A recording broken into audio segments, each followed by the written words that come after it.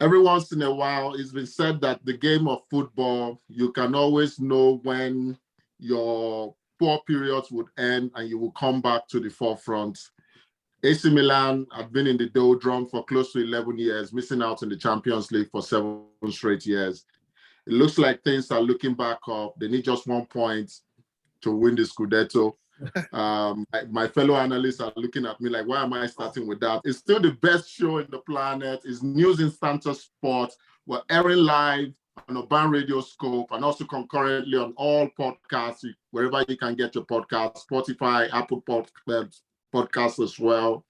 And you can also watch us if you like to see our beautiful faces on our YouTube channel. My name is Onyeka Chi, standing in today for Debo. Don't worry, viewers and listeners. Debo is around. He's just going to be answering my question today. I've got half of the gang with me today. It's always nice to see you. I've got Sheyi here. I also have Debo, the analyst, not Debo, the host. Sheyi, would you want to say hi? We missed you last week. Hello, sports fans. Welcome to another edition of the show for this week. And what a great weekend we had in the Premier League. The quadruple still looks possible for Liverpool. They did well. They did another one over Chelsea in the FA Cup. And West Ham actually did them a kind of favor. But we have to look forward to see how Liverpool is going to respond during the week. Welcome to the show, and thank you sure so you're much. going to enjoy yourself today. Thanks a lot, Shay. You touched on a lot of stuff. Amazing week of football, like you rightly said. Let's also wish Mark Noble, the West Ham legend, who's probably retired, has played his last home game for West Ham. All the best in his future endeavor as well. We'll get into all what Shay has alluded to, but let's give Debo the chance to say hello to the listeners. Debo? All right, perfect. Thank you very much for that, Kachi. It's a bad one when you see Jimmy Butler on the other side when you actually had him before you lost him. That's the story of the 76ers. And of course, Oracle Kachi, the Ada, actually did prove a point with the kind of turnout that James Harden had in Game 6 for the 76ers. Welcome to the show. My name is Ladege Adebowale. Fantastic. Yes, when you shoot only twice in the fourth quarter, when your team needs to get to win that game, you can kiss goodbye to the Houston Rockets, James Harden. We'll get to the world of basketball pretty soon, but I want to start this week's edition with boxing. Over the weekend, we saw the rematch between Jamel Charlo versus Brian Castano. Charlo claiming his fourth belt after stopping Castano in the junior middleweight division.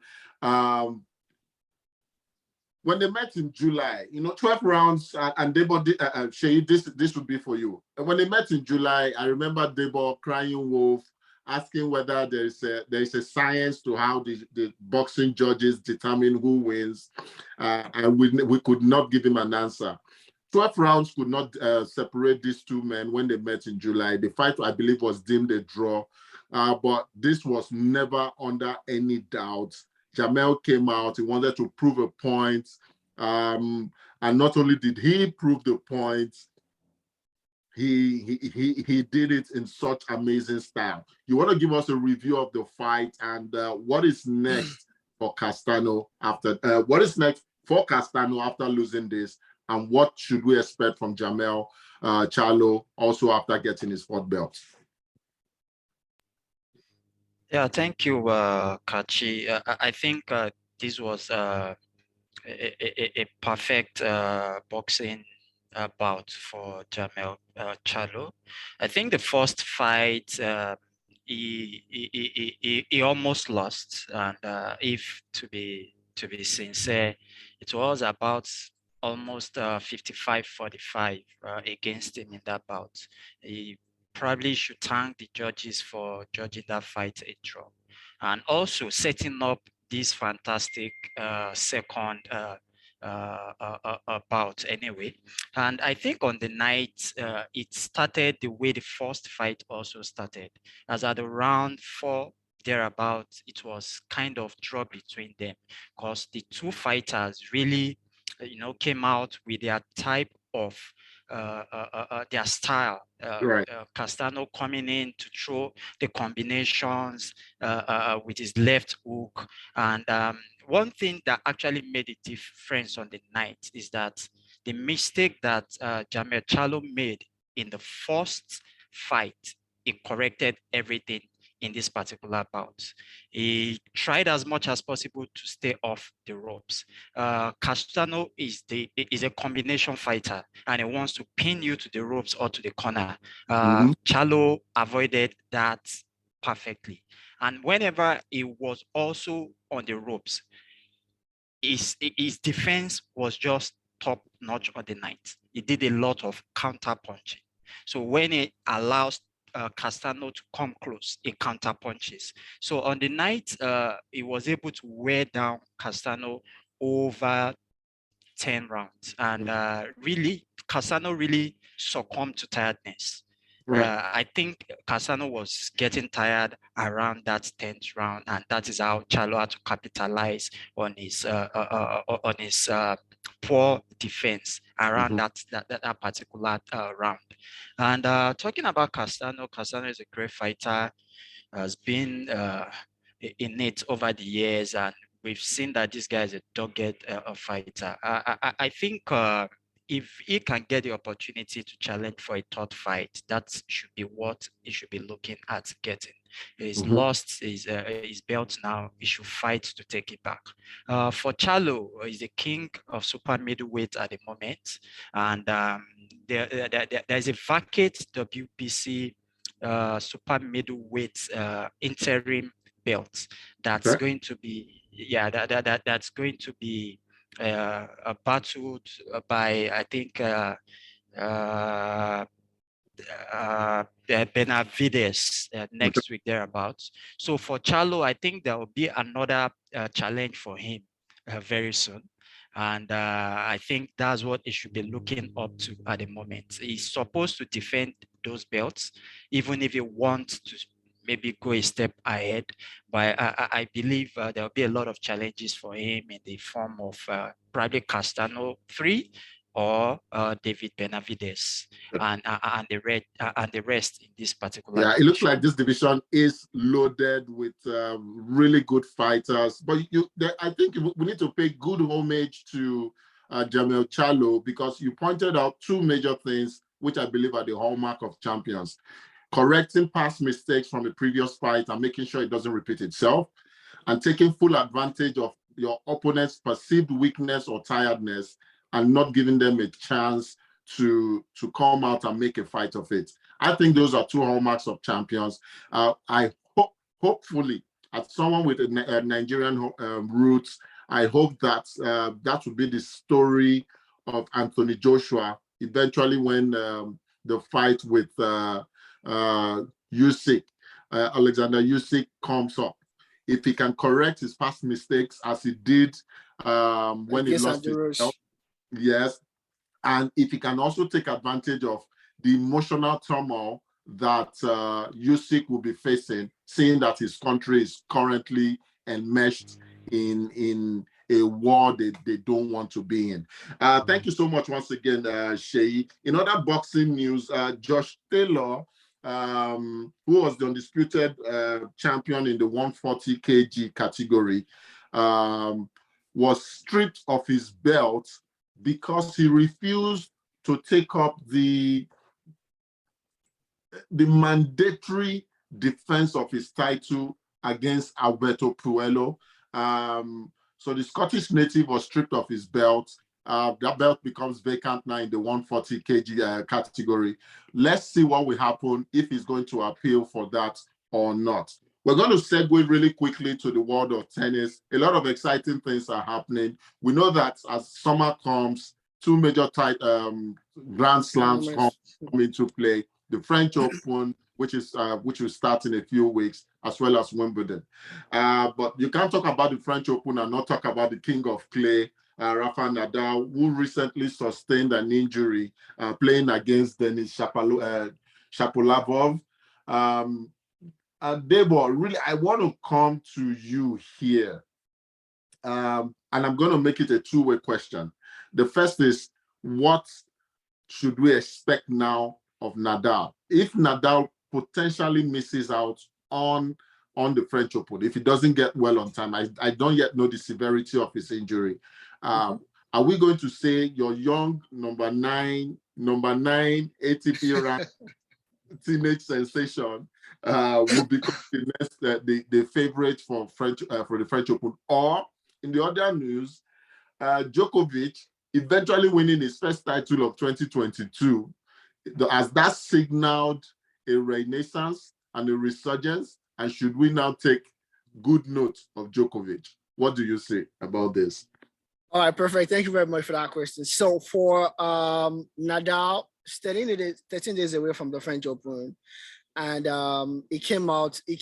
he was disappointed by after the first round. He felt pressure on his left foot ankle, and this is a recurrent injury for him. So he came out to say he does not know after the game. He said he does not know what will become of him for the French Open. So probably we might see an unfit Nadal, even if he decides to come to the French Open. And what that basically tells us is Alcaraz, who is the newest sensation, or should I say the newest kid on the block, showing the guys what could be done and how it should be done, especially for the young kids like himself. I will expect him to put up a good challenge in the French Open. Maybe not winning, probably winning, but I'll say without Nadal, he has a better chance, an increase of chance.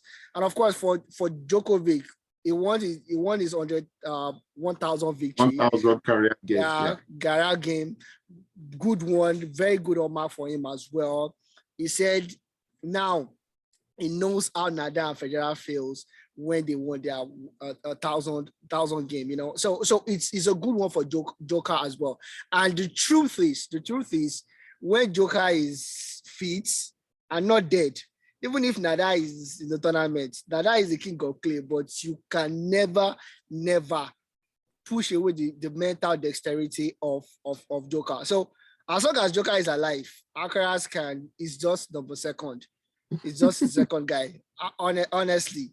And if Nadal is not around, it gives both guys a better chance ahead of players like Tsitsipas and Alexander Zverev, and probably we could see Daniil Medvedev as well, potentially in the French Open.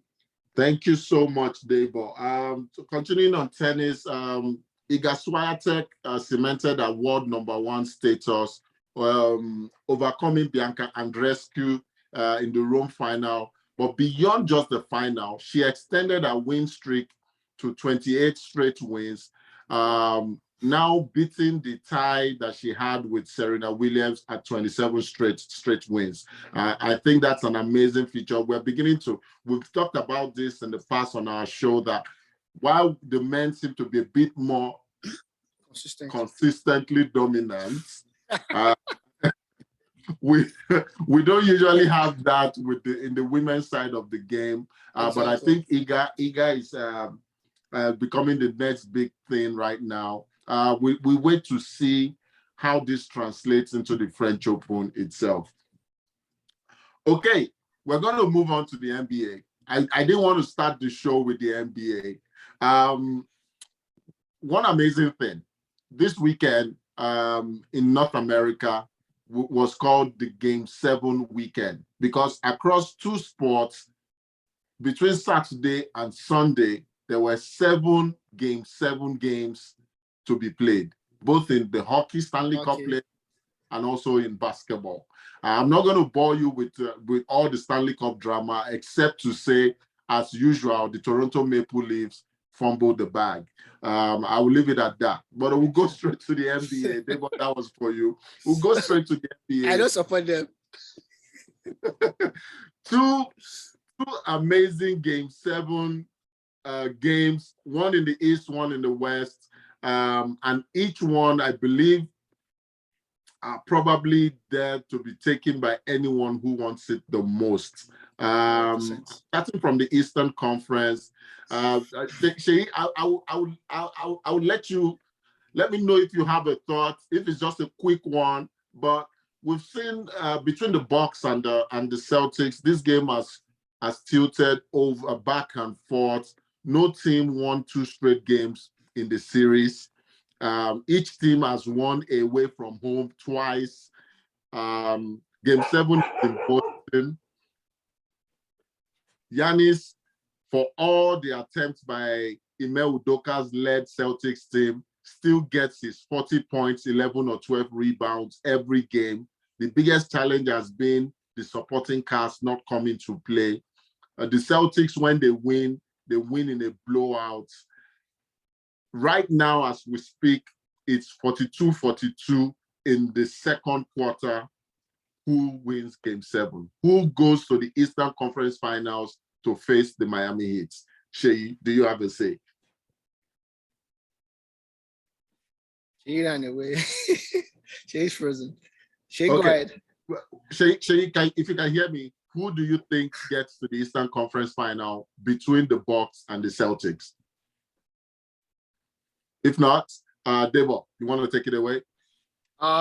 God, that's like the Canadians will say. They'll say good question when the question is too hard. You just say good question. So I'm going to repeat it like the Canadians. I'm going to say that's a very, very good question, because honestly, Kachi, I don't know. On a night, game 6, Giannis shot 45 points, and unfortunately, the whole of the other cast in the team shot less than 42 points. That just goes to show you that without Giannis, they are nothing.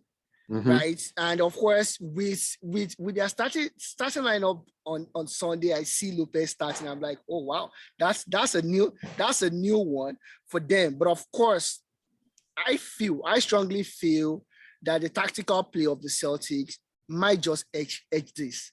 They want to do their 3 points all around. Jason Tatum is shooting very well, prolifically well, and of course the supporting cast in Smart, Hartford, they are doing their job pretty well to support him, and that would potentially be the difference between the Bucks and the Celtic for game 7. So honestly, if I have a gun pointed to my head and I needed to choose, I'll say the Celtics. Although I want the Bucks to qualify, but I'll say the Celtics for this one. Yeah, I actually think the Celtics win this as well. One other thing is, I think whoever comes out of this series will ultimately win the NBA championship. I hope because I mean this is probably the toughest series. Yeah, credit to what Memphis Grizzlies did and what Luka Doncic has been able to achieve with the Dallas Mavericks, which we'll get to very shortly. But in Jason Tatum, the Celtics have discovered their star for the future. And, you know, we want to see players come big on the brightest stage. Giannis continues to dominate and proves to everyone, whether you vote him in regular season MVP or not, that he is the best player hands down in the NBA right now. However, Jason Tatum, taking all the criticisms in game 2, game 3, has come up trumps in games 4, games 5. Although, yes, there were criticisms on why he didn't take the shots that Marcus Smart tried to take and was robbed by Drew Holiday. But in game 6, he took over. He's a big star. They don't 42 points. They definitely do not miss Kyrie Irving or whatever he was trying to bring. And I think they have just enough. Yes, they've gone big. The Bucks have gone with a big lineup. But I know that every time Celtics play small ball, they've been able to overcome whatever big lineup they have. So they put a lot of bodies in the paint, and they're daring the Celtics to shoot the trees. Because if you have Bobby Portis, Giannis, and Brook Lopez, you know, just protecting that perimeter. them to drive into. So let's see let's see what will happen. But I think the Celtics win it. As you can see, I'm staying lucky. The Celtics will get to win this one. But they are both great, actually. But I'm wearing this, which represents the Boston Celtics. So that's it. I think Celtics win it. Before we move on to the Western Conference, Sheyi, if you can hear us, thanks. Welcome back, Sheyi. Before we move to the Western Conference, let's just send our condolences to the victims of the shootings in New York and in Milwaukee over the weekend. Our hearts go out to the families. We pray that this continues to stop, but we also understand the times we're in and the environment we're in. We just continue to sue for peace. Shay, I'll come to you. I know you are more of an Eastern Conference person, but I'll still pose this question as quickly as you can.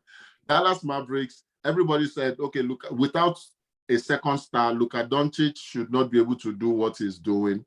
That the Phoenix Suns, who have the best record in the NBA regular season, should be able to beat these people at least in 6 games. But what we are seeing now is a Mavericks team taking the Suns to 7 games. Game 7 is in Phoenix. Phoenix has not lost. I don't think they've lost in Arizona this series. I can't remember. I think every team has won their home game. So the advantage is the Suns.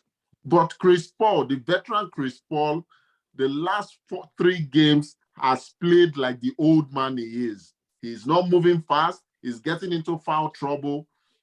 So the question is, do you think the Phoenix Suns will win this game 7? And should we expect a big game from Chris Paul? Or has Father Time finally come up and caught up with Chris Paul? Sheyi, you can hear me. Yeah, thank you, Kachi, on this. I think at the moment the series is leveled at 3-3, and this is actually the decider, game 7. And I think for the Suns to be playing at home, I think they have the edge on this, and I'll probably put my money on Phoenix Suns. Obviously, the Dallas Mavericks can also come with their style of game to change, to turn the whole tie around. But I think I'll stick with the Phoenix on this. I know it sounded like a trick question, but the truth is I also think the Suns win this, although I believe the Phoenix Suns have the better team. I sincerely believe Luka Doncic is the best player in that series. I'm not saying in the league, but in that series is the best player. He just needs his support cast to come up big. To come to the party. To get his 33 and 12 without a doubt. But can he get the other guys going? That has always been the edge LeBron has. LeBron, when it comes playoff time, he will get his triple-double without a doubt. But he keeps his triple-double to the 4th quarter and makes sure his role players are hot enough and are giving him the points. The game 7s will be really interesting to watch, and I can't wait to see them. But before we do that, I need to hear my opinion. I'm going for the Dallas Mavericks. Okay. So, honestly, I'm not going to do that to you. I'm going to let you say, what do you think will happen in game 7? For me, I just feel Luka will be too much to handle for CP3, and that will make all the difference. David Booker is not A right now. Honestly, truth be told, he's not A right now. And you look at Devin Booker and you look at Chris Paul; those are the big guys from the Suns. And the way Luka is doing right now, the way he's playing right now, he's playing like someone possessed. From attacking the paint to doing the 3. You saw the step back that he did, the LeBron step back that I posted on the social. So it's like he's putting his best just to show us that, okay, guys, I might be the only guy in Dallas doing this, but I can assure you that we can do this with me playing on top of my game, and he's showing that honestly. And I'm wondering, Kachi, I'm wondering why Luka and Giannis are not, or Embiid are not the MVP during the regular season. They have to give it to Joker, which sounds like a joke to me as well. Anyways, just to put it out there. Well, I actually wanted us to use that to engage our fans. Oh, okay. So, yeah, but yeah, since you've announced it, yes, during the week, the NBA announced Jokic as the regular season MVP, beating the likes of Joel Embiid and Giannis Antetokounmpo. When you look at the numbers, I mean, the numbers tell you that, okay, yes, he was consistent enough, 29 and 10. That was what he averaged every season. But as I was discussing with Wale on our social media chat, that Embiid also had the numbers. And, it just says one thing where the regular season MVP, before the business end of first round of the playoffs, is already back in Slavia. Exactly. Rolling his cards because he just doesn't have the playoff news. But big credit to him. I think the NBA just have to make sure that as soon as the regular season ends, the MVP is announced, so that whatever is happening, the playoffs, just go. Will not affect. Nobody will cry over, oh, why is the regular season MVP missing from the playoff? You announce the winner, and then we face the playoffs squarely. But before we even leave NBA, let's do a diagnosis of the Miami Heat Philadelphia 76ers series, as well as Golden State Warriors. You got to do that, right? And the Memphis Grizzlies series. So the Golden State Warriors advanced to the Western Conference Final after they defeated the Memphis Grizzlies in Game 6. Game 6, Klay Thompson came to play, and he blew out the Memphis Grizzlies. I'm not going to spend too much time there. That's really not where the news is. The news is in Miami, or rather in Philadelphia, where the Miami went to Philadelphia and punched everybody in the mouth. Embiid gave you what he could give you, especially playing with a broken thumb, a broken orbital, whatever on his eye. Still gave you 21 points.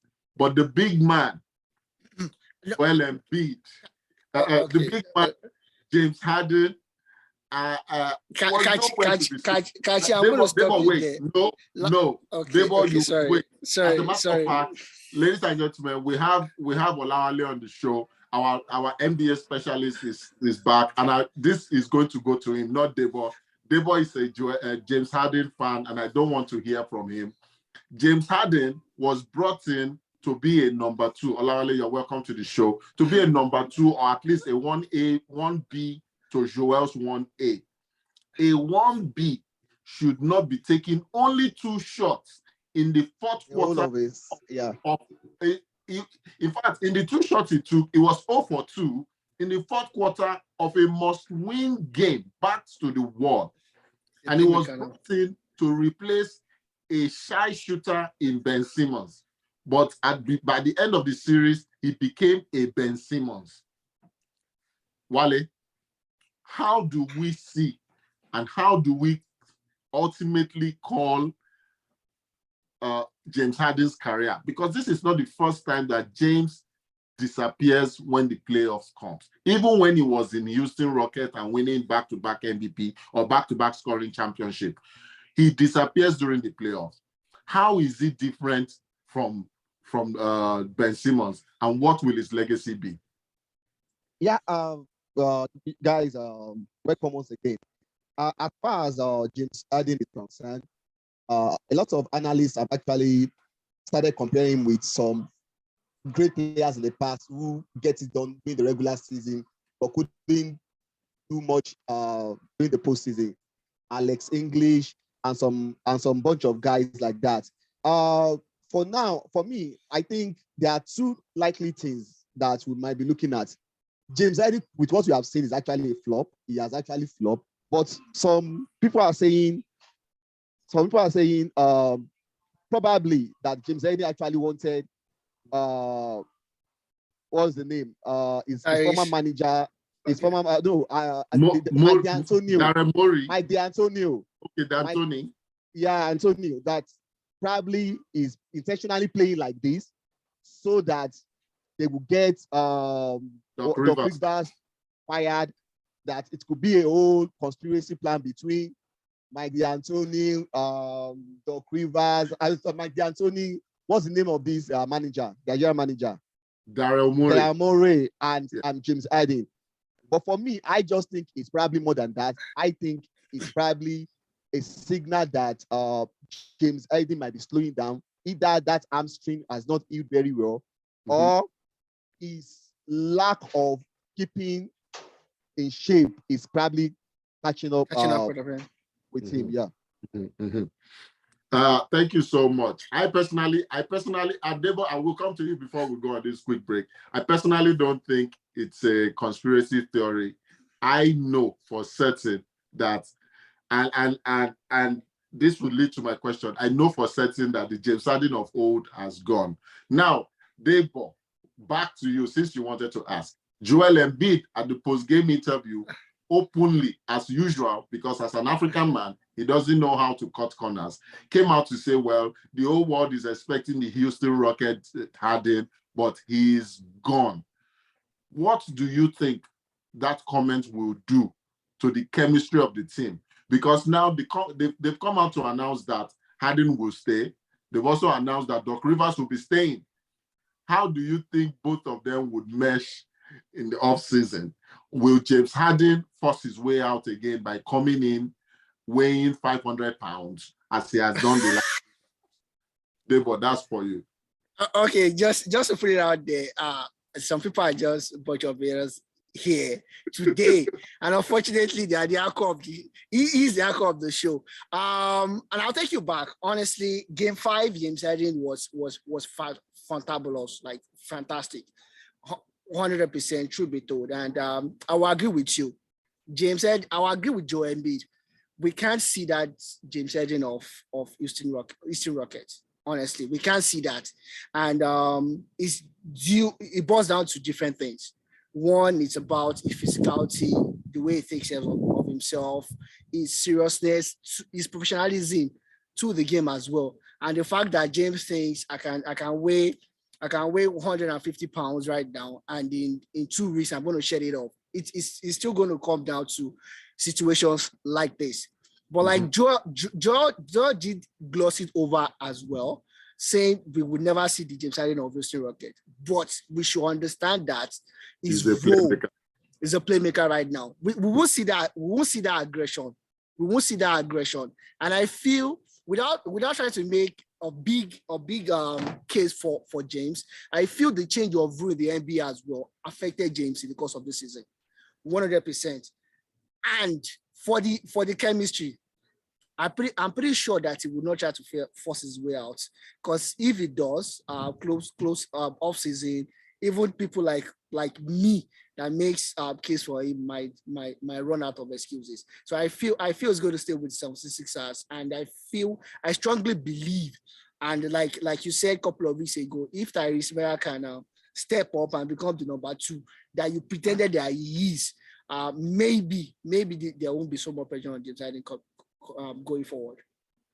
Thank you, Shay. And I'm actually, Debo, sorry. I'm happy to be a hater because I've given James Harden benefit of the doubt on several occasions. I used to enjoy his style of play, but the playoffs is where you make your money, where you make your name. And unfortunately, I don't think he's done enough to be in the playoff folklore. James has a player option this season, similar to what Kyrie has, because of the reputation they have. I think they have no option but to take up the options. Pardon the play on word, but they have no choice but to take up these player options because they don't even have leverage to negotiate. I don't want us to go into a Kyrie Irving story because it's becoming very boring. But Olawale, since we discussed Game 7 before you joined us, I want to get your take, and this has to be really quickly. What happens in the Eastern Conference semifinals, Game 7 right now? Who wins it and where will that victory come from between the Bucks and the Celtics? Olaole, we can't hear you. 57, 49, 47, right? 59, 47 right now. The Celtics leads. The third quarter. Yeah, third quarter. We seem to have a problem with Olawale's sound. What will happen is, guys, we've got a quick break right now. I will come back. Before we go into the football segment, I will come back to get Olawale's take on this, and then I will continue my hating of Debo's Arsenal team. Don't go anywhere. We'll be right back. All right, perfect.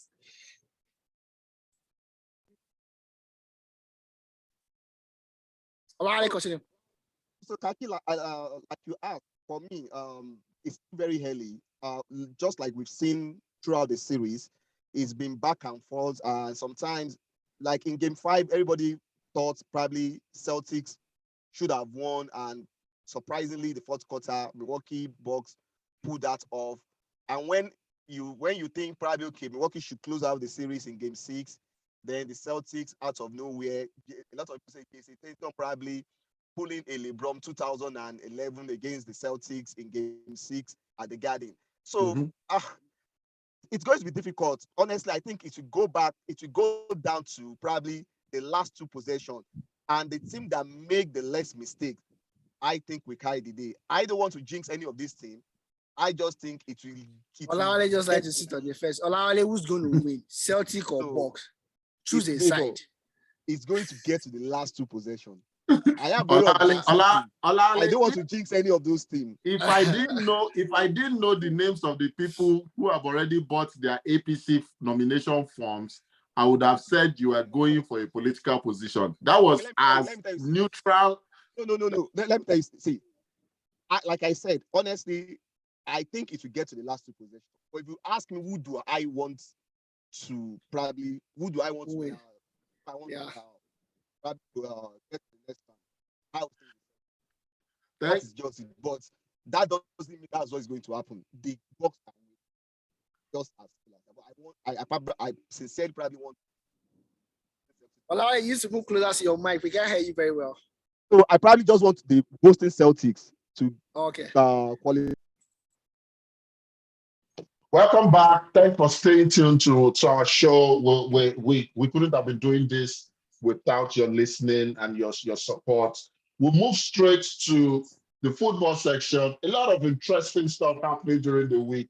Arsenal continuing to remain inconsistent. Yes, I'm saying that. And handing over the advantage to possibly finish in the Champions League position to Spurs midweek. Rob Holding doing a Rob Holding. Arsenal lost the game to Spurs. Harry Kane also doing what Harry Kane always does whenever it's time to play Arsenal.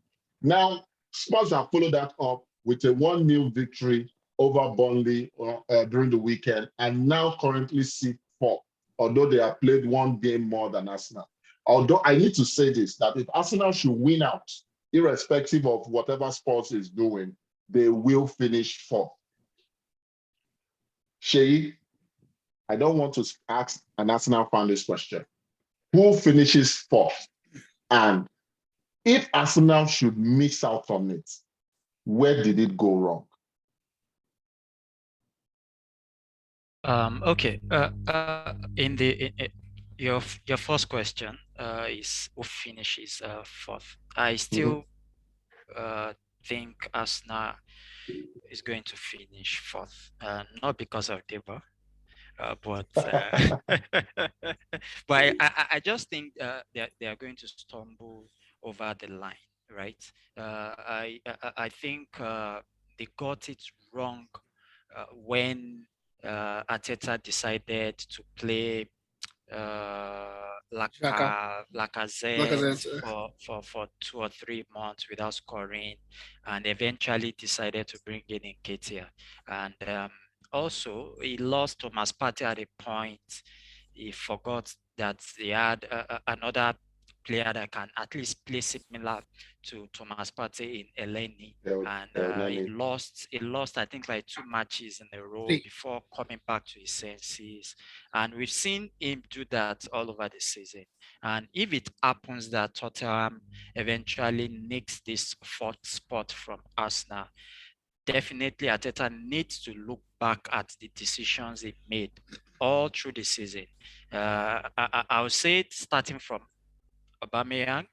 I'm sure a lot of people will say that is part of it. But I think the decision of Lacazette staying as a top 9 for so long in this season really had that effect on the Arsenal team. And of course, Thomas Partey injury, and he had to lose 6 points to understand that he needs to bring in someone that is similar to Thomas He actually Partey. lost 9. I think 9 He lost points, 9. imagine. Yeah.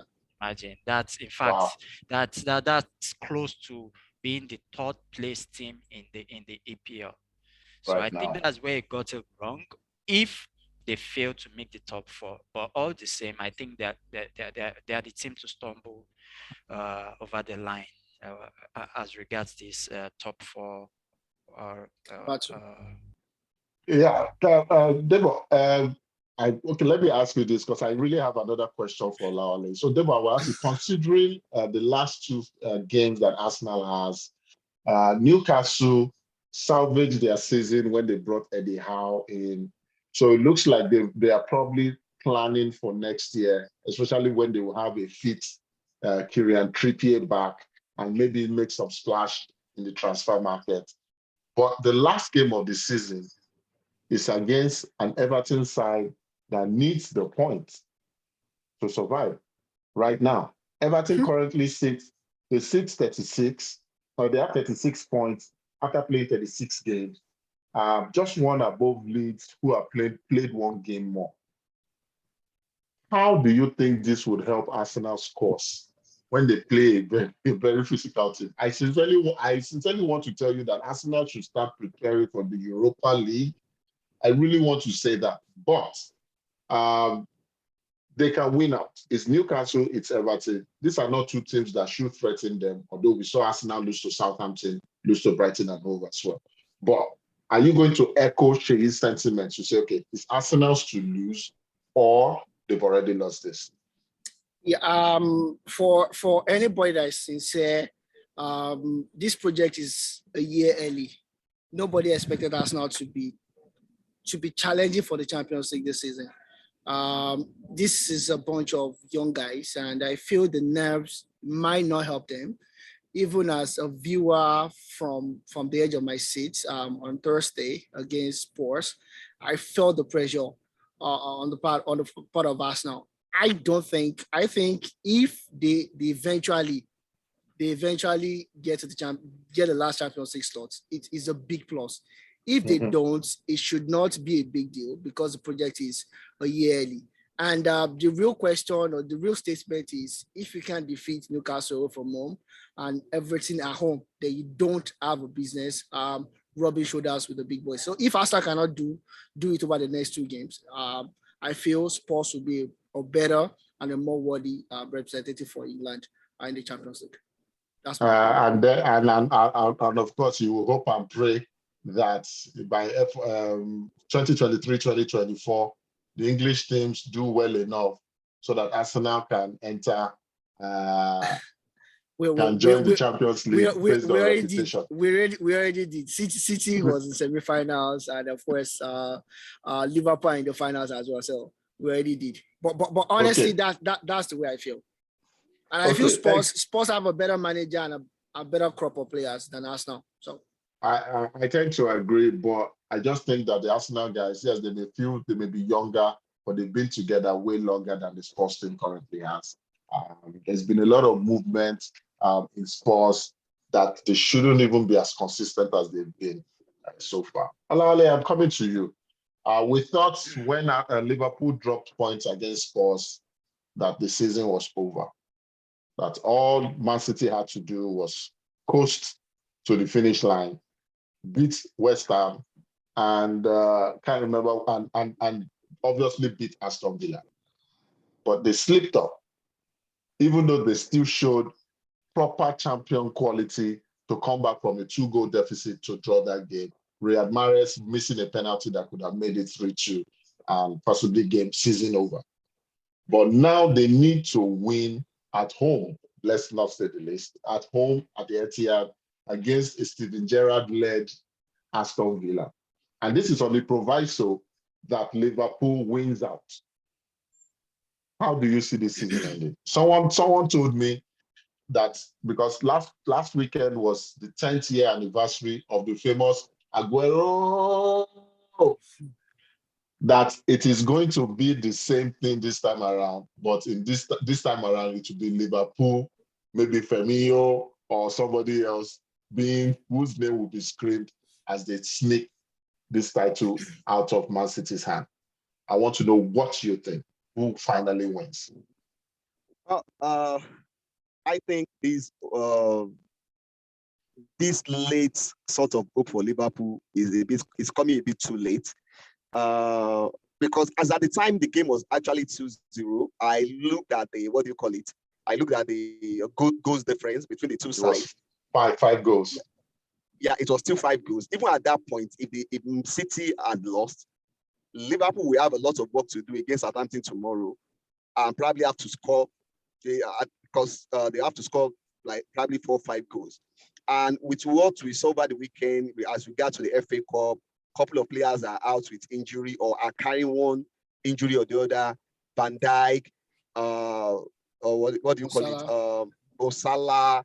And for me now, I think it comes down to what Klopp actually wants the most. Because if City had actually won today, I'm not sure. I think we'll probably have seen a bit of rotation on part of Jurgen Klopp, because I think at that point, half of his body will have probably cleaned up on the title. But with this little hope offered to them by West Ham, it is interesting to see how he's going to approach the game on Tuesday against Southampton.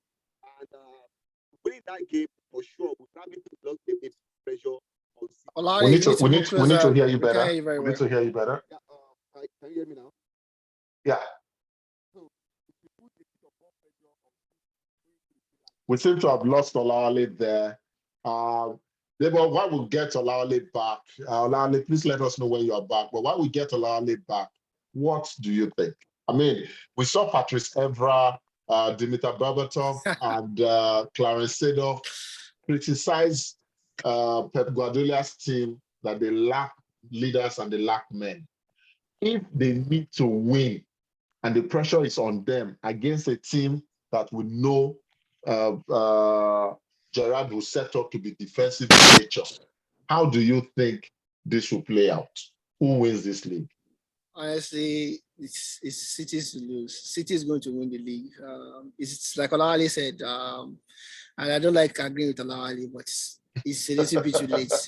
Honestly, Liverpool will have done themselves a world of good if they've won against Spurs. But the way Spurs are set up, it's going to be difficult for you to defeat them. A slip up on the part of City, but last day they need a victory. They have the quality. I think they're going to do it. They have the quality. Okay. They're going to do it. Olawale, if you're back. Like you rightly said, Villa, we've seen Villa. They are a bunch of inconsistent teams. We don't know how they will turn out. Exactly. Of course, it's cool. There could be some nerves here and there. It shouldn't be on the part of Man City. Even Liverpool will feel it against Wolves. I just think we've in the last 10 years, we've seen City beating Liverpool to titles at a very, something looks very close. By the end of the City edging it. They edged it in 2014. The same thing happened in 2019. Probably the same. Initially, left for me, I think I wanted Liverpool to probably win the league initially, and City. But as it stands now, I won't lie to you. I don't want Liverpool to win. I can't stand them probably doing a quadruple. But on a more serious note, I just think it's a bit of late hope. I don't see City stumbling against Aston Villa. I don't see that. And I tend to agree with both of you. I think City is just too good, and Aston Villa is not that good of an opponent. Exactly. This West Ham was the opportunity Liverpool needed, but they Yeah, did not take exactly. advantage of the Spurs I game. think I think if the injury crisis, the act defense of Man City probably came like 7 games ago, a lot of people have targeted what you call it. You understand now. That's what defense that's what area of defense. Let's wait. So I think if City had suffered these crises they are currently facing with their CBs, probably 7 games to the end of the Go for season, now. I think will have been a different ball game because that is one area that is very easy for teams to target. Because that was my concern against going to the game against West Ham. West Ham is one of the best teams when it comes to scoring from set pieces. And with Mhm. Fernandinho there, lack of pace, lack of height, Right. you just know as Lichenko was a lot of problem today. His positioning was so poor. He was responsible for those 2 goals. So, but I think it's too late for teams to capitalize on their fragile defense at this point in time. I think they'll get the business done against Aston Villa. And I expect them to do so as well. But we'll move on now to the FA Cup. Liverpool completed the cup double in England, defeating Chelsea, who surprisingly wore yellow, even though we know that blue and red don't clash. I don't know. Somebody said they wore yellow so that Liverpool will not know that they are Chelsea. They are playing against Chelsea. I don't know if that's the truth. But one key fact I wanted to bring out: the last time Liverpool did the cup double in England, they ended up winning a The trophy. trophy in Europe as well, beating Alaves in the then UEFA Cup final. Shay, I really want to get your take on that FA Cup final. The first 20 minutes was a barnstorming performance by Liverpool. It looked like they were going to blow Chelsea out of the waters. And then Chelsea steadied it. But if there's been a problem facing Chelsea all throughout this season, it's the profligacy of their attackers and the fact that they don't take their chances. Lukaku had 15 touches in 85 minutes. I don't think he had any clear-cut one. Christian Pulisic keep letting critics have more weapons to use against him, missing chances and against upon chances upon chances upon chances. Luis Diaz was very lively. I don't know how the Liverpool scout team were able to get that young man and get him for whatever price they got him for. 85 But million. yes, Chelsea held up. The game got to penalties. We knew this time around it wasn't going to be 2019 or 30-29, but the first person to blink was their captain, Aspilicueta. Mane, just a case of familiarity, just didn't know where to go, either side of Mendy. But the Greek scouser in Kostas Tsimikas eventually won the second trophy for Liverpool. Amazing feat, 2 games, they're becoming Wembley champions. And it's a very interesting statistics. Mason Mount now has the unenviable record of having lost 6 finals played in Wembley.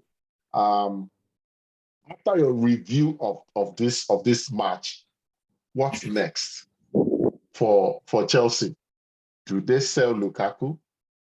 Because I mean, I really don't know what to do. They brought in a Barkley to play. I almost said Charles Barkley. They brought in a Ross Barkley to play in the forward line because I mean, Kai Havertz failed late fitness test. Timo Werner pulled his hamstring during the warm up. They brought in a Ross Barkley who started a game last in January, I believe. A review of the game and what's next for Liverpool. Debo, what's next for Chelsea? Debo, for you, after she is done, what's next for Liverpool? Will it be a failure if they win this 2 cup and lose the Champions League and the league? Will this season be called a failure? But Shay, you go first. Yeah, thank you, Kachi. What a game at the Wembley Stadium actually, and I think the loss of Salah in that particular game was what probably restricted Liverpool from scoring in that tie. You can recall that just like you said, the first 20, 25 minutes, Liverpool was brightly on top. I still wonder how they did not put one past Mendy Mendy. in that particular match. And the moment they lost Salah, I don't know if it's a little bit of psychological switch for Chelsea or for Liverpool. The game suddenly steadied to the point that Chelsea also tried to put one on two together. Um, Chelsea also could have actually won the game. They had their chances, they fluffed it. You mentioned Lukaku, what to do with Lukaku. I think a player that you buy for that amount of money, I'm sure Lukaku is going to be one of the top earners in Chelsea at the moment. If you have a suitor, I think he has to leave. Why? It seems Tuchel's way of Tuchel's formation or his strategy or his way of play is just not going right for Lukaku. And this is a big problem for Chelsea. I would rather have them change, probably change up strikers. Kai Havertz has actually excelled a little bit in the last, maybe last 4 weeks thereabouts. And I think next season, they should be looking at playing with Kai Havertz if there's an opportunity to get another striker and let Lukaku go. If there's a club that can pay his wage, I think they don't need Lukaku in that team. In as much as I really like Lukaku type of striker, it's just not working for Tuchel. It's just not working. And I think this is the time for them to cut their loss and move on to better things. And penalty Actually, shootouts. Imagine penalty losing in the same Two stadium, finals, penalties yes. exactly to the same team twice.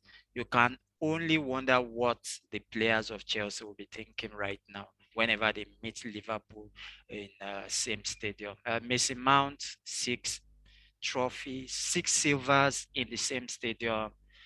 Man, that's tough. I can only feel for the young man.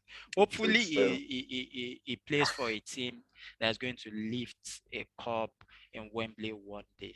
I only Actually, have please, faith. before you go to Debo, I will probably need to ask something about this Chelsea team. Before you go to Please Debo, go let me ahead. add one or two things to this Chelsea team. Going Please go on. Please forward, go on. uh, they have a lot. They have a tough one with them. They need to answer a lot of questions, especially the manager Thomas Tuchel. In as much as we might want to castigate Lukaku, I think their problem is beyond Lukaku. Lukaku might not be that flexible. Probably I'm not a fan of Lukaku, but I think the number one problem is the attacking midfielders who are flanking Lukaku, who are supporting him. They've tried to play without Lukaku. They've tried Kai Havertz, Mason Mount. These are Pep style of a non-center forward, Nine. but they just lack the quality up front. Their decision making is very poor. If you notice Lukaku, most times where he expects for them to put the ball, they don't put it. Conte play with the same style with Chelsea, and it looks more certain, more fluid with Hazard and Pedro flanking Diego Costa. It makes as in it makes the formation looks very direct. But this time the problem is Akin Ziyech, Christian Pulisic, who could have been better off flanking Lukaku. They've been underwhelming in terms of their performance. They've not been consistent, injury and everything. They are not reliable. And for Messi Mount for all these industrial efforts in the midfield, it still lack that bit of intelligence to play as a number 10 in a very conservative formation like this. This conservative formation probably is meant for people like Rui Costa, Demdeco, guys who can create goals out of nothing for their striker. Messi Mount is not that kind of a thing. So they have a lot of things. They have a lot of questions to answer. They need to upgrade the attacking midfield that is flanking Lukaku. If they want to upgrade Lukaku, fine. But as long as those attacking midfielders are not upgraded, and they still probably want to play this 3-4-3 or 3-5, whichever way, this problem will still repeat itself. The only thing they've been able to achieve this season is, I think they seems a bit more comfortable playing against Liverpool. They play 4 games this year, and probably nothing except penalty shootout between the two teams. Thank you so much. Because I was thinking about it and I was like, okay, because I mean, Lukaku is too pricey right now, and if Inter doesn't take him back, it's Nobody will take him at this rate. He has burnt a lot of bridges. He burnt bridges with Man U. Chelsea's bridge looks like if he leaves, it would never be rebuilt. If Nigerians who understand me will know what they call Gada, it's probably only a Gada they can build there. So if Inter does not take him, then it means Chelsea has to build around Lukaku. So you almost to the point echoed my sentiments, which is the attacking midfield has to see Lukaku as central to their success and work for his own, not just success, but confidence as well. Thomas Tuchel has the unenviable record of being the first Chelsea coach to lose 3, I think, yeah, was it the first? I can't remember, but he's lost 3 straight. Chelsea has lost 3 straight FA Cup finals now. I think Tuchel lost 2 of those, so the last one wasn't him. Debo, back to the question I set you up for. 2 trophies, albeit cup trophies. Maybe not what they are personally looking for, but with the FA Cup, Jurgen Klopp completes his full set of winning every trophy available in England. In fact, winning every club trophy available, full stop. But if they fall short after winning these 2 trophies, with Man City picking the league and the cockroaches that can never die in Real Madrid doing a Real Madrid over them in the Champions League, should Liverpool consider this season a failure? For me, I'll say no. I'll say no, basically. And the reason why I'll say no is that it's not going to be a failure is the fact that whether we like it or not, unless it's Arsene Wenger winning the FA Cup is the most prestigious cup trophy in the whole of England, if not in the world, you know. So that is a good one on one part.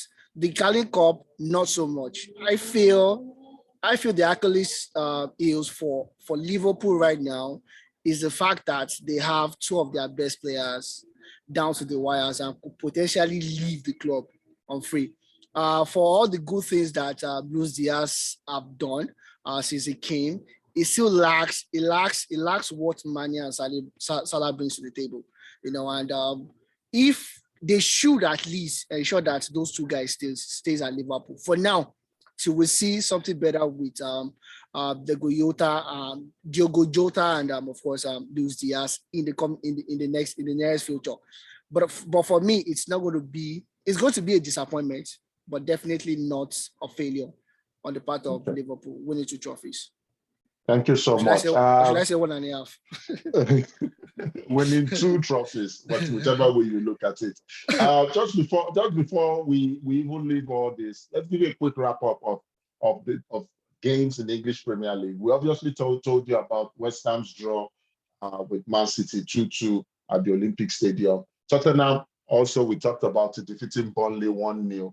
Aston Villa finished their game against Crystal Palace in a draw, same as Leeds United versus Brighton and Hove. Watford, already relegated Watford, lost 1-5 to Leicester City. Wolves drew 1-1 with relegated Norwich. And Everton, who were 2-1 up sometime in the second half, contrived to lose to Brentford 2-3. Before we go to transfer news, I want us to quickly segue to Italy. And I'm not going to dwell on, I won't reel out all the news, but just 2 news, the 2 protagonists of the league title. The fight for the scudetto goes to the final game of the season. AC Milan holds a 2-point advantage, knowing that they only need a draw against a very big banana skin Sassuolo, who are currently 11th and really don't have anything to lose, but I've always done it over Milan. In fact, they won their first leg the first time they met this season. Inter handled their business against Cagliari, winning 3-1. Debo, I'm a Milan fan, so I'm not going to tell you what I think. What do you think happens? Do you think Milan, after 11 years, would celebrate winning their 19th scudetto? Or do you think that Inter Milan will sneak it?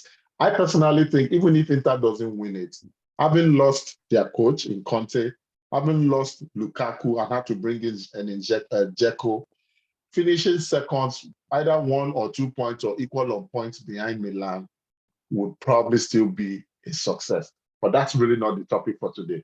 Who wins the Scudetto? Of course, I want Milan to win, and I'll be so happy, and I'd like to see the look on what's the guy's name? Ankalugu, the guy that left yes. Milan, that left Milan to go to Inter. I want them to win, and I see them winning it. Sassuolo for all their good works and whatever it is that their history against Milan. I feel at the tail end of the season, Milan at least will be able to get a draw from Sassuolo. And if Stefan Pioli comes out with the right formation, no gambling, no tackling, he doesn't overthink it. Just put out the regular guys. Putting your Leo, if Oliver Giroud is fit, just play the regular formation. Don't overthink it. Don't try to defend after 65th minute or 70th minute against Sassuolo. I think it's a done deal for Milan, and I hope I'm right. I hope you're right too. I'm happy to proudly wear the jersey next time we host this, especially seeing that I wore the jersey to go play a football tryout over the weekend and I dislocated my ankle. So it looks like they cannot call on me to help them secure the Scudetto. So they need to play their regular style of football. Let's go to transfer news. The season is wrapping up all across Europe. We know the league has been wrapped up in France, in Italy, in France, in Spain, and in Germany. So we're not going to really, I won't say waste our time, but go into the news of the games. Transfer news, Erling Haaland to City. We all knew this was coming, right? For a team that did not have a clear-cut striker, being able to score close to 90 or 90, as of today, 91 goals in the Premier League. How scary or how scared, and Olawale, this is for you, how scared should the rest of the league be? Neighbor, I know you have a say, but I'm not calling you here. Sit back, relax, and enjoy Olawale Ashei's analysis. Okay, please, can you come again? Sorry. I said, with Erling Haaland joining City and a team that without a proven striker has scored 91 Premier League goals so far, how scared should the rest of the league be? Is this another 2-3 years of domination or consistency by Manchester City in the Premier League? No, I don't think the rest of the league they have anything to be afraid of. I don't think I'm not sure it's going to offer them more than what we've seen from people like them Aguero in the past. Whatever it's going to bring his goals, but it's going to take away some of those goals that were spread around the teams. The ones that these are Bernardo Silva, all those, it will take away some of their numbers because majorly they have a target man to play through now. But a lot of the questions we need to ask is for the Mr. Pep himself. Do you trust Pep to play him as a number 9? Does he probably play him on the right side, trying to cut him in? Of course, some of these things, this will happen. I'm sure he won't play the entire of next season as a number 1 striker. But I just think it's a good addition to the team based on the squad. That's probably what they actually needed. How many years younger than Harry Kane? Somebody should help me out, please. As probably lower valuation. But I think one part of the transfer that most people are not looking at is the agent fee, which from reports it's the ridiculous amounts. Probably something in the region of 50 million pounds, which nobody's actually talking. As far as the transfer fee is not that big, the agency part of it, which nobody's actually talking about, is. But in terms of the footballing part, yeah, I think it's going to bring goals, but I don't think it's going to be anything new. It will be interesting the way the league the league race is going to be next between Liverpool and Man City, because Liverpool, if Liverpool have actually started the season with a Luis Diaz that gives them a bit of option up front, I think they could have probably emerged winner for this year. So I don't think it's a big deal. He's going to bring his goals, but I don't think he's just going to take the other ones from the other guys. Very interesting take, for Wally. Debo, I'm still looking at you, but I'm not going to get your opinion right now. In other completed transfer news, we know that Rudiger is moving to Madrid. I think he recently signed a 3+1 contract, either 3+1 or 2+1, to play for Madrid. And somebody said it was because he knows he's going to Madrid that he almost took out Mo Salah, so that Mo Salah does not play in the Champions League final. But don't ask me where I get all these my funny stories from.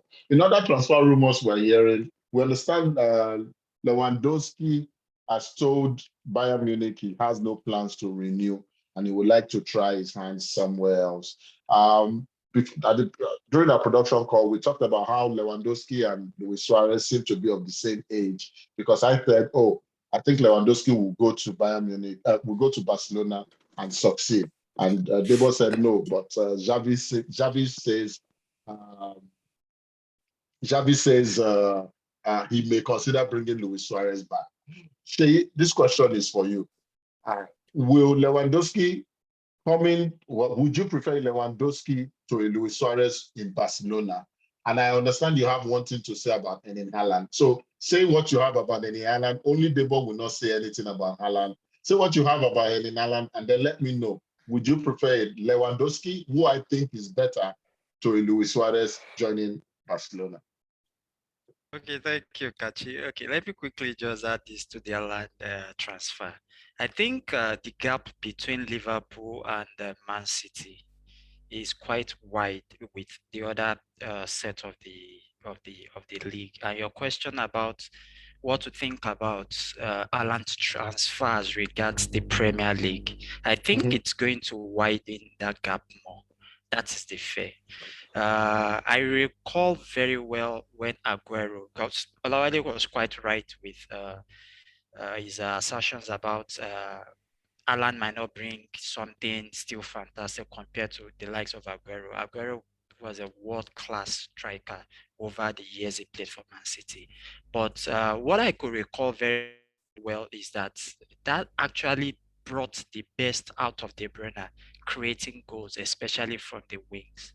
When they play and they move the ball to the right or to the left, those crosses come behind the defenders, and Aguero strolls into the box or boxes to tap it in. Haaland is perfect for that. So that is what I'm seeing at the moment. But if uh, uh, uh, Atinkaman overthinks again and plays Haaland in a position where he struggles for 2 months before hitting the ground running, that could actually give Liverpool the chance for the league. Olawale mentioned something about Diaz, which is actually key. If Diaz was bought in January, Salah and Mane going to the Nations Cup, and Liverpool is still like 3 points behind Man City, Liverpool actually could have been the champion for this particular season. So all that being said, I think Haaland's transfer is just going to stretch both Liverpool and Man City further from the rest of the league. I can move over to Luis Suarez and Lewandowski. Lewandowski now. I think right now, no striker in the world is close to Lewandowski. I still believe that. Even Benzema? Even Benzema. Anyway, I think Benzema is the rave of the moment, but I still think Lewandowski over the last 2-3 years is still the best striker in Europe. And if you want to compare Luis Suarez, I think Luis Suarez' good days are gone. Luis Suarez should be playing in probably a team fighting for the fourth position in any league, top 5 leagues. Lewandowski can still be the number one striker for a team that is chasing the that's chasing the championship in any of the top 5 league. Another thing is Lewandowski has actually not, just similar to what we discussed pre-show. Lewandowski has actually played lesser, maybe has gotten exposed to less what's it called games Tackles over and yeah. tackles over the long, maybe the last 10 years. He plays for a team that has not really gone far in international competitions. He has also played in a league with 18 teams, which means they play 34 games all season. And of course, he plays for the team, the dominant team.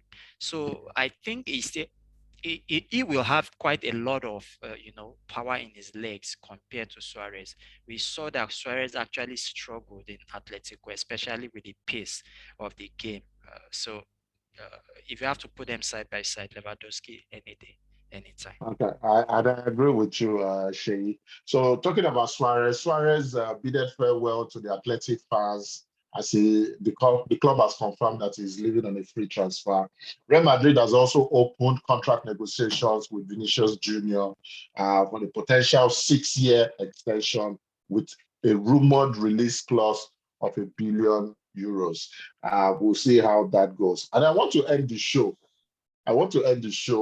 With this debate.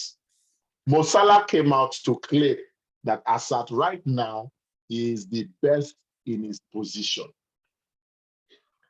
As the right winger. Whatever position you want to put Mo Salah in, Mo Salah says he's the best playing from the right wing. Yes. I want to know what your thoughts are on that claim. But I'm having a change of heart, Debo. I'm interested in knowing what you really have to say. I don't want to be a wicked host. I want to be given the opportunity to host this show because I enjoy doing it. I want to hear your interesting take. It sounds like it's going to be a hot take about Erling Haaland's move from Borussia Dortmund to Manchester City. Yeah. So for me, I think in a couple of months, at the start of next season, we'll start talking about Erling Haaland not being a Guardiola signing. Was it signed by the board or not? And this is the reason why I said so. I'll take you back to a couple of years ago when he had Ibrahimovic at Barcelona. Ibrahimovic is a regular number 9. He's kind of static.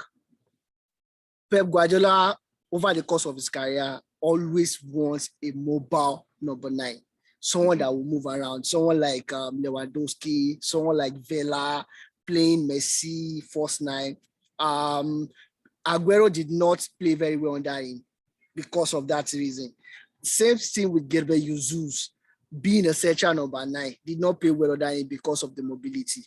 And sometimes you see Jesus playing to the left or the right side of the front 3 because of that, trying to get him to be a little bit more mobile. Haaland, if he does not accept that responsibility of being mobile, like not your typical number 9, the go banger, I can 100% assure you that he's not going to succeed under Guardiola. Wow, that is a hot take. Yeah, it is. The only good thing about the transfer is the fact that Haaland is still young. If he can suit his game to what Guardiola expects, then he will succeed. Otherwise, you would see Guardiola would prefer to play a Grealish as his first 9 than Haaland come next season. Trust me. Okay, Debo. Okay. All right. I want to end the show, and I'm asking you guys this question really quickly, Shay. 30 seconds. Is Mo Salah right to say he is the best to play his position right now? And if he is not right, who is playing that position better? Okay. Wow. I can hardly pick out someone to rival Salah at the moment. I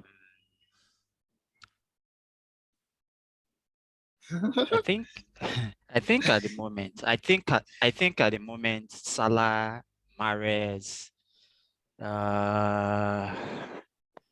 Luis Diaz is not close to them, but I actually think at the moment, so How about far for the last, Serge Gnabry or no, Sane? I don't think those guys are close to Salah. I think Salah's work over the years has actually tailored his body. That's why we saw a dip in form towards this last part of the season. If you watched Salah earlier in this season, everybody was saying that was the best player in the world. I don't think those guys are close to him. Salah plays in a tougher league also. Uh, if I should put all those things into consideration, I think overall Salah is a little bit above the rest of them. Olale, That would be my submission. Do you want to counter what Sheyi has said, or do you support Sheyi? If we don't have Olale there, Debo, do you want to counter this, or do you also agree with Sheyi? Honestly, it's no brainer. Nobody's close to Salah in that position. I know people brought out statistics to show that Salah has not been the best taker of the ball, like taking on people. He doesn't have the best assists, but these guys from that right forward position, he's potentially going to be the highest goal scorer for the fourth time running since he got back to the Premier League. I don't think that's precedented by anybody in the history of the Premier League. Is a legend, is underappreciated, and is the best in that one. Honestly, nobody comes close. I'm not even going to tell Sheyi's part saying he's above. Nobody comes close to Salah. Honestly. The closest to Salah has to be Mane. The closest to Salah has to be Mane. It's Mane. So I'm telling you. Closest is his teammate. Olale, can you hear me? If Olale cannot, I'll leave the panel I'll leave this analysis to a panel of three. And I'll say, yes, I tend to agree with you guys. It's unanimous right now, as far as this season is concerned. I also think Mo Salah is probably the best player from that position where he plays. Yes, he can do a bit more, like he said, adding to his assist number, but it's because he set such a high target, goal scoring target for himself as well. And he gets his goals. Kachi, guess what? He's on top of the assist table in the Premier League as well. Right now. So there you have it. So the numbers back it up. So the man is putting his money where his mouth is. That's all for us. Thank you so much for joining us. Guys, I really want to appreciate your insight and analysis on the game's biggest news. Until we meet next week, when hopefully Milan would have wrapped up the league. This is saying continue to support sports, sue for peace wherever you are, and don't stop following us on all our social media channels. This is Kachi the Oracle signing out. Have a pleasant week ahead. All right, guys. Have a good